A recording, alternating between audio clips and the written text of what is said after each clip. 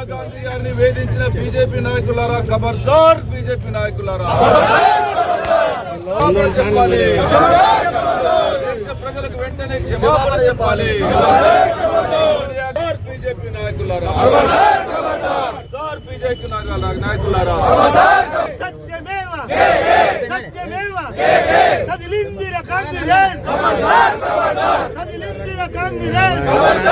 సోనియా గాంధీ గారి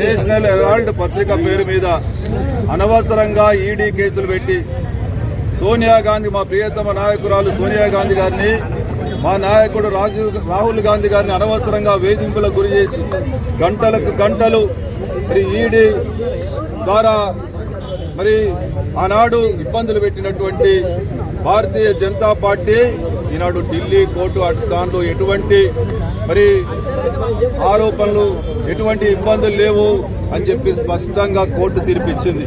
ఇప్పటికైనా చెప్తా ఉన్నాం, భారతీయ జనతా పార్టీ మీ కక్ష సాధింపు చర్యలు కాంగ్రెస్ పార్టీని ఏ విధంగా ఇబ్బంది పెట్టాలా, మా నాయకులను ఏ విధంగా ఇబ్బంది పెట్టాలనే ఉద్దేశంతో, దురుద్దేశంతో ఆనాడు స్వాతంత్ర సంగ్రామంలో వేల కోట్ల ఆస్తులు ఈ స్వాతంత్ర ఉద్యమం కోసం ఆనాడు నెహ్రూ గారి కుటుంబం మరి దారాదత్తం చేసి ఆ ఉద్యమంలో ఖర్చు పెడితే ఆనాడు ప్రజలకు తెలపడానికి, స్వాతంత్ర ఉద్యమంలో జరుగుతున్నటువంటి మరి ప్రతి విషయాన్ని ప్రజలకు తెలపడానికి నేషనల్ హెరాల్డ్ పత్రిక పెడితే ఆనాడు స్వాతంత్ర సంగ్రామంలో వీళ్ళ యొక్క పాత్ర, వీళ్ళ యొక్క పుట్టుకనే లేనిటువంటి దౌర్భాగ్య పరిస్థితులలో ఈరోజు భారతీయ జనతా పార్టీ దాన్ని తట్టుకోలేక మా నాయకురాల మీద, మా నాయకుడి మీద అనవసరమైన ఆరోపణలు, కేసులు పెట్టి ఇబ్బంది చేసిన దానికి మేము ఖచ్చితంగా చెప్తా ఉన్నాం, ప్రతి దానికి లెక్క కడతాం.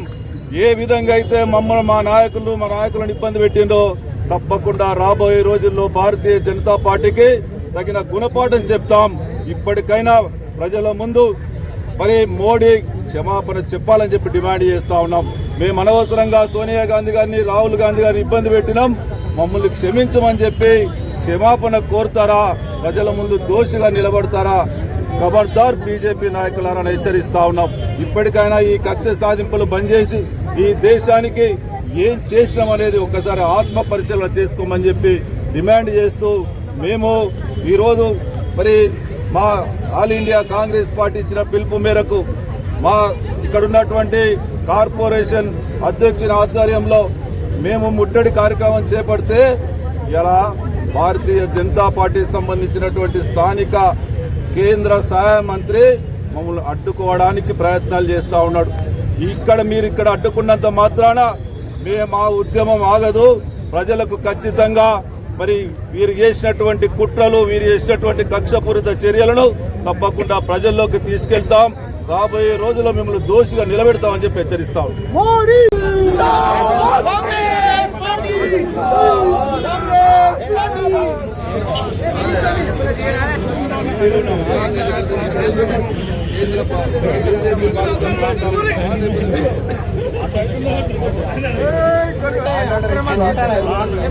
గ్యారంటీ ఇస్తున్నాం, బీజేపీ గ్యారంటీ ఇస్తున్నాం, బీజేపీ నాయకులు కార్యకర్తలు మేము కొట్టాం, కొట్టాం. మీరు దయచేసి కోఆపరేట్ చేయండి.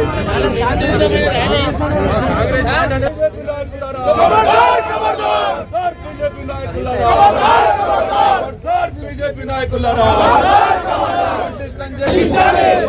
బీజేపీ నాయకులారా, ఖబర్దార్ బీజేపీ నాయకులారా, రాహుల్ గాంధీ గారి నాయకత్వం, రాహుల్ గాంధీ గారి నాయకత్వం.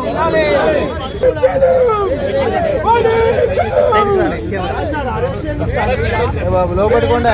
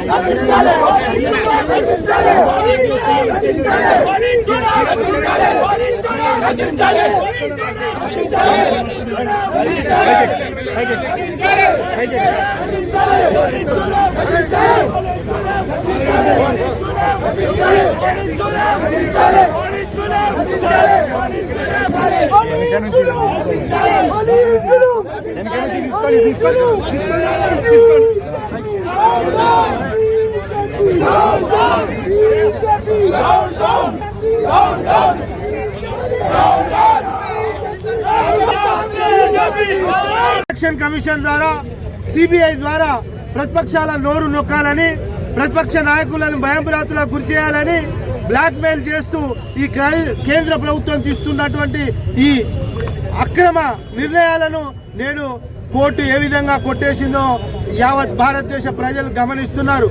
నిజంగా కూడా నేషనల్ హెరాల్డ్ కేసు అనేది, నేషనల్ హెరాల్డ్ అనే పత్రిక భారతదేశంలో స్వతంత్ర సమరయోధులు నిర్మించినటువంటి పత్రిక అది.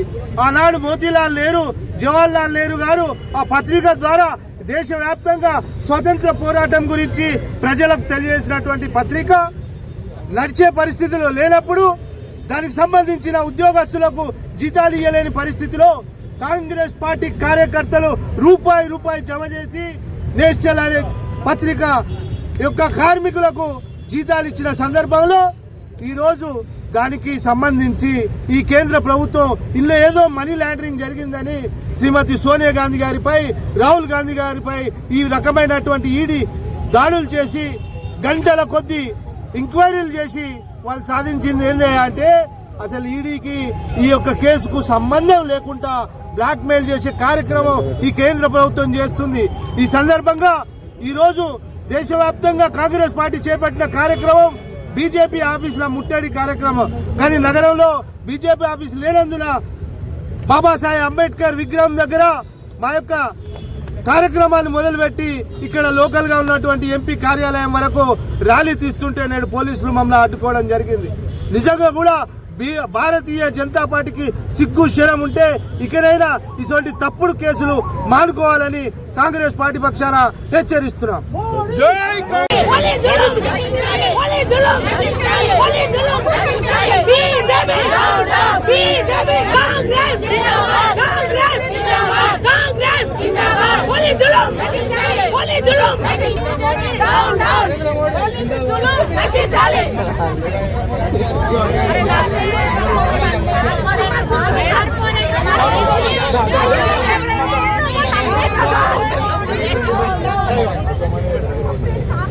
Thank you.